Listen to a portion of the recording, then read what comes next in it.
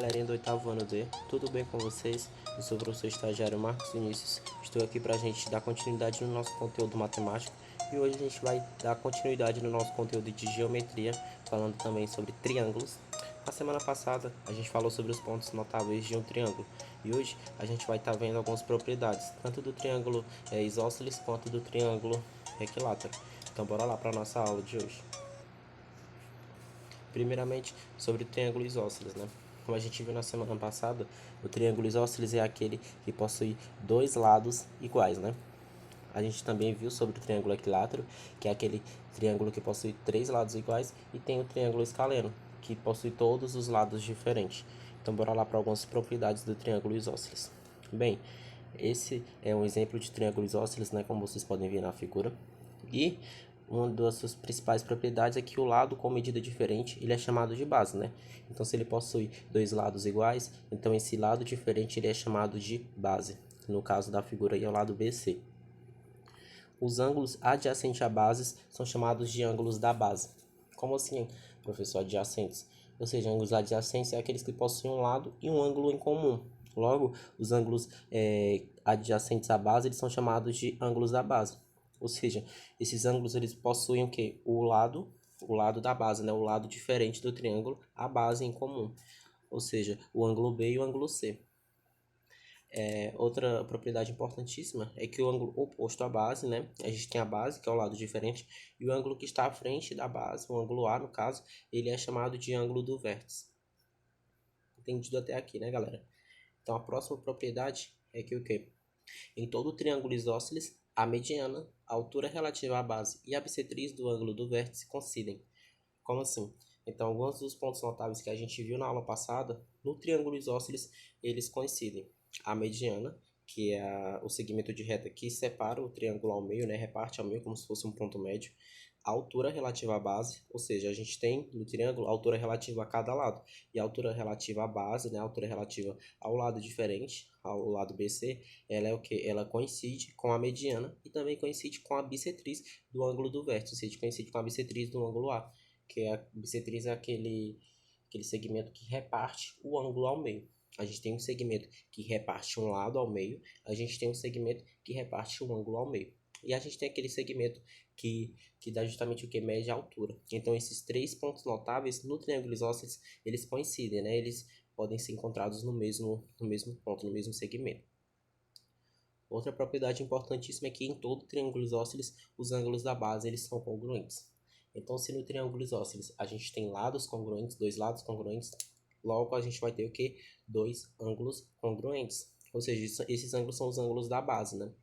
São aqueles dois ângulos adjacentes, o ângulo B e o ângulo C.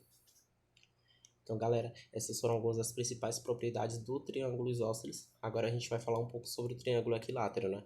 Como o nome já diz, equi igual, ou seja, ele possui todos os lados iguais, né? Os três lados iguais. Então, a gente vai ver aqui algumas propriedades, né?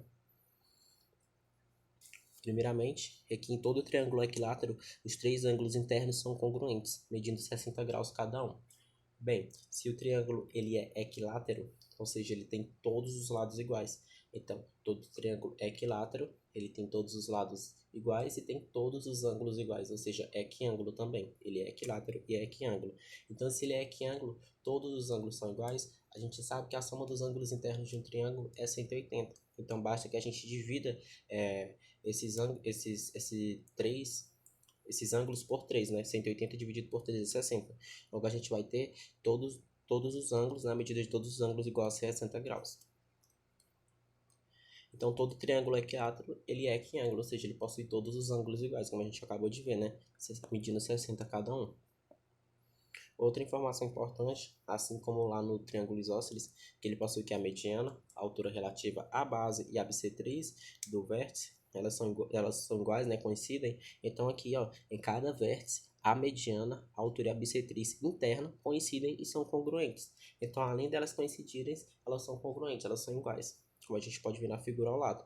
E o baricentro, o ortocentro, o incentro e o circuncentro se localizam no mesmo ponto. Ou seja, o ortocentro, né, que é o encontro das alturas de um triângulo, né? Cada lado tem a sua altura. O baricentro, que é o encontro, né, a interseção entre as medianas, ou seja, a interseção dos segmentos que repartem um lado, né, ao meio. O circuncentro, que é o encontro das mediatrizes, e o incentro, que é o encontro das bissetrizes internas. Todos esses pontos, eles se localizam num único ponto. Ou seja, ele se localiza ali naquele pontinho ali que a gente poderia chamar de O, nessa figura ao lado. E a gente acabou de ver algumas propriedades importantíssimas sobre o triângulo equilátero. E qual que seria a diferença entre os segmentos notáveis do triângulo isósceles e do triângulo equilátero? Qual que seria essa diferença? Vocês puderam notar aí nessa explicação? Vou mostrar aqui para vocês. A principal diferença seria que no triângulo isósceles, os segmentos notáveis, eles coincidem em relação à base. Ou seja, cada triângulo, por exemplo, cada ponto notável, por exemplo, a mediana, a altura e a bissetriz, elas coincidem em relação à base. Já no triângulo equilátero, os segmentos notáveis, eles coincidem em relação a todos os lados. Ou seja, o baricentro, o incentro, o circuncentro, o ortocentro, eles, além de se localizarem no mesmo ponto, né, se encontrarem no mesmo ponto, eles fazem o quê? Esses segmentos notáveis, eles coincidem em relação a todos os lados, não somente a base. Então, essa é a principal diferença também que a gente pode notar em relação ao triângulo isósceles e ao triângulo escaleno com relação aos seus segmentos notáveis. Então, galera, essa foi a nossa aula de hoje, onde a gente viu um pouco sobre as propriedades do triângulo isósceles e do triângulo equilátero. Espero que vocês gostem da aula, espero que vocês assistam e revejam e façam os exercícios. Então, valeu, galera!